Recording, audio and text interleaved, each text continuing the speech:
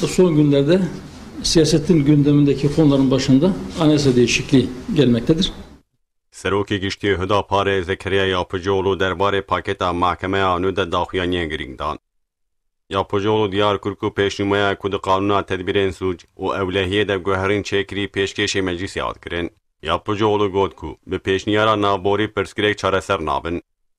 Bi vê pêşniyarê herçend hinek ben ji qanûna heyî hinekî mirovatir bûne jî lê di şûna çareserkirina pirsgirêkê de rêbaza çûyîna li dû pirsgirêkê hatiye qebûl kirin. Astengiyên ku nailin girtî û mahkum biçin serdana xizmên xwe nexweşa an beşdarî merasîma cenazeyê xizmên wan ên mirî bibin dibe werin rakirin.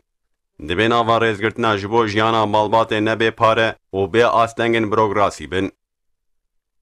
Yapıcıoğlu diyar kir ku divê bingehê mafên mirovan û hukûqa însanî dibin her şert û mercî de bêne parastin. Ên pêşî divê zîniyet di qanûna darvekirinê de bi. Li derdora ku guherîna mahkemeyê tê nîqaş kirin, tê xwestin ku bi vê pêşniyarê were qutkirin ku hemû civînên girtiyan bi endamê malbatê wan re bêne qeydkirin û domandin. Bi taybetî di vê çerçoveyê de fikrên vekirî jî wê mahremiyeta malbatê biqedîne.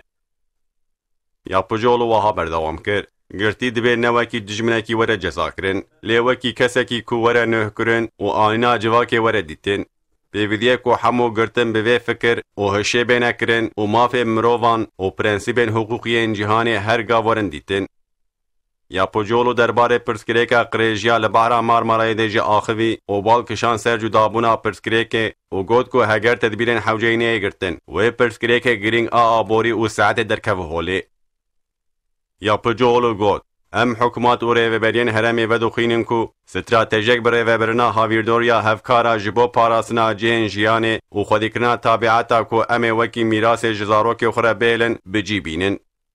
Di çerçeveya tedbîrên acîl de santralên paqîjiya ava avêtiya fîzîkî dibin ber pirsyariya hikûmatên herêmî denê. Divê werin nûhkirin û santralên paqîjkirina ava avêtiya biyolojîk bên destpêkirin.